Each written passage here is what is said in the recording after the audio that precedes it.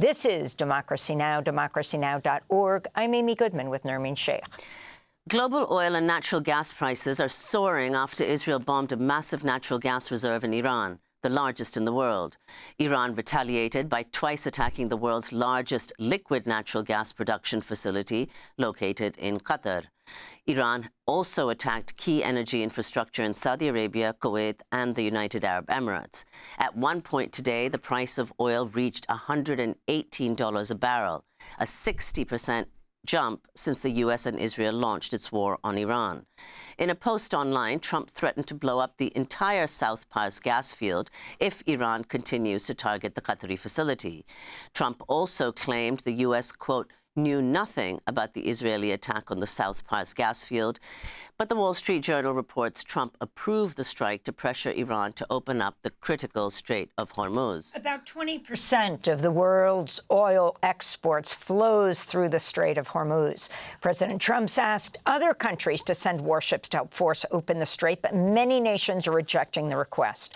We're joined now by Laleh Khalili, professor of Gulf Studies at University of Exeter and the author of several books, including her latest, Extractive Capitalism: How Commodities and Cronyism Drive the Global Economy. She also wrote Sinews of War and Trade, Shipping and Capitalism in the Arabian Peninsula. Professor Khalili, thanks so much for being with us. Can you start off by talking about the state of the Strait of Hormuz right now, its closure? President Trump, according to Reuters, perhaps sending in thousands of troops, what exactly this means, and the Israeli bombing of the South Pars gas field, the largest in the world. President Trump said in a rare rebuke, the U.S. didn't know. Most people are saying that is highly unlikely. That is probably untrue. So the Strait of Hormuz is one of the most important choke points for oil.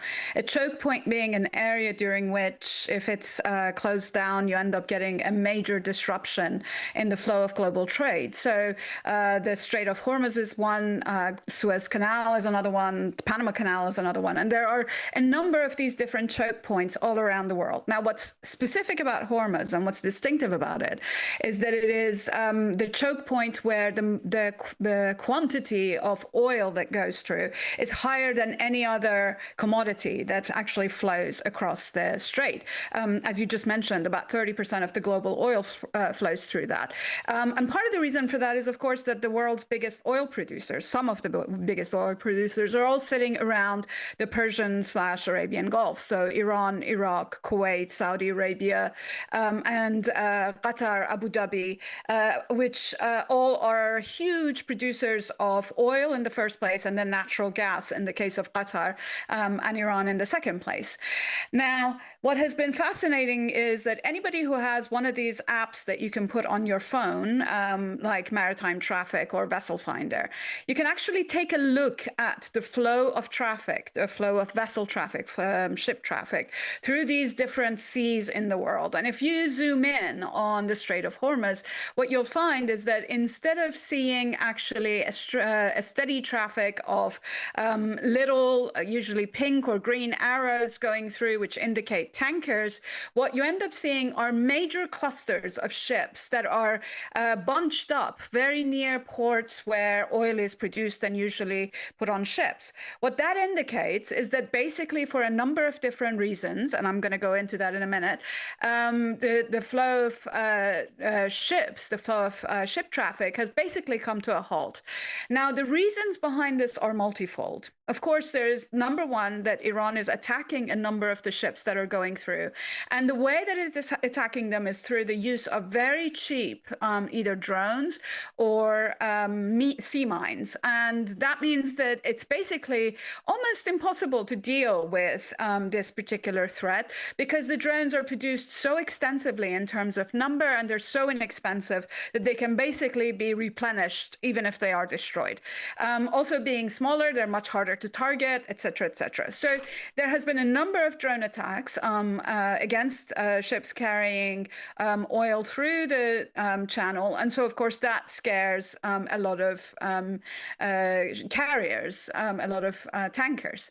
The second reason, which I actually think is perhaps even more significant, in part because it is actually not something that either the US or Iran can control, is that the moment something like this happens, the moment that there is a threat against ships, what you end up having is that insurance brokers, primarily situated in London, but there are, of course, some also in the US, China, and in Europe, but really the center for provision of maritime insurance is London at Lloyd's. And the ship brokers end up putting a specific war risk premium on ships. And that means that going from something like 1% of the cost of the hull, meaning the ship's body, or the cargo, meaning what it's carrying, goes to something like 5%, or it goes from a fraction of 1% to say 5%. And so that means that suddenly, instead of paying in the hundreds of thousands for insurance for a supertanker, what you're looking at is millions in insurance, which of course increases the cost of the oil that is traveling. So that's the second reason. The third reason is something that the Houthis noticed when they were blockading the Red Sea in support of the Palestinians when Israel was committing genocide against Palestinians. And that is that sometimes the threat alone suffices in getting the ships to stop going through, or indeed to make declarations that allows for them a degree of protection. So the Houthis, when they had blockaded the sea, had asked that any ships that claimed that they were not touching Israel, meaning they were not delivering to or picking up from Israel, could be allowed to go through the canal. And so it happened that this automatic identification system that a lot of ships, well, all ships carry, it's called the AIS system. And the AIS system indicates what ship is in the vicinity of the system, what it's carrying, and what flag it has, meaning which authorities it responds to. And so now what we're seeing is that apparently Iran has mentioned that any ship, for example, that is going to China will be let through, or any ship that is not coming from one of these allied states from the US to the US will be allowed through. Of course, there's a lot of variation in what kind of thing they have requested or what is being reported. So it's a lot harder to see what exactly the AIS systems are being on these ships. And as I said, we are mostly seeing them clustering and waiting in these locations. One of the main ones being the port of Fujairah, which is actually not in the Persian Gulf. It is in the Gulf of Oman, and oil from Abu Dhabi, which is on the Persian Gulf side, is shipped to Fujairah through a pipeline. So we're seeing a cluster of ships near Fujairah. Iran, of course, also attacked Fujairah port, and then we're seeing a cluster of ships near Ras Al Affan, which is the main gas production and gas lifting port in Qatar. And the third is, of course, around the oil fields of Saudi Arabia, a little bit further up the Persian Gulf. And so these clusters of ships are waiting there and hoping to be able to, at some point, pick up oil to be carried out. But we're not seeing much of that flow anywhere at all. Professor Khalili, you mentioned that they are looking for the Iranians to see which vessels in the Strait of Hormuz, to what countries they're affiliated, looking at their flags. Chinese vessels have reportedly been permitted to pass through the strait. China imports about 40% of its oil from the Middle East and has been one of the largest buyers of Iranian oil. There are also reports that the Iranians are suggesting they'd consider allowing a small number of oil tankers to pass through the strait if the oil cargo is traded in Chinese yuan rather than US dollars. If you could comment on that. This is really fascinating because, of course, we know that the fundamental basis of the U.S. imperial order since the end of the Second World War has been, on the one hand, petroleum, and on the other hand, the U.S. dollar. The globe's production and finance worlds are dependent on the petroleum that the U.S. has guaranteed the flow of since the end of the Second World War, and which, until the nationalization of oil in the 1970s and 80s, basically controlled something like like 60% of the world's oil reserves.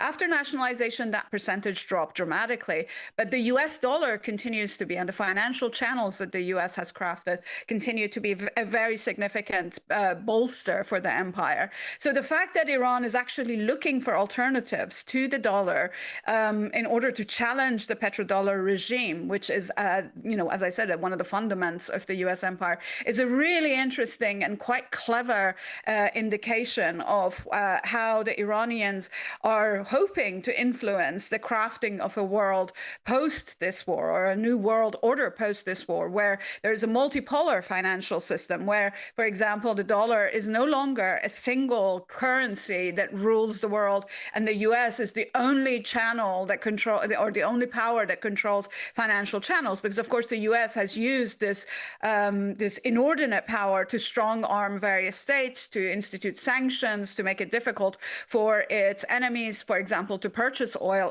and of course it has used it to coerce a lot of countries, as we see, for example, in the case of Cuba or Iran, or indeed Russia, to do its bidding. So the fact that Iran is calling for petro-yuans to become an alternative to petrodollars is actually quite significant also in indicating that the Iranians are well aware of how extensively the US has used its coercive sanction capabilities through its control of the financial channels and through its mastery of the petrodollar, and are trying to erode that power.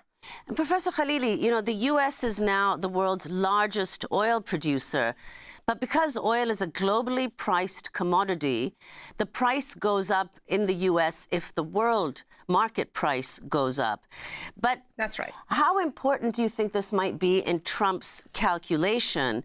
Because another consideration, another aspect of this may be that as oil supplies diminish from the Middle East, the U.S. could benefit because it is the world's largest oil producer, and the price of its oil will go up, and the demand for its oil.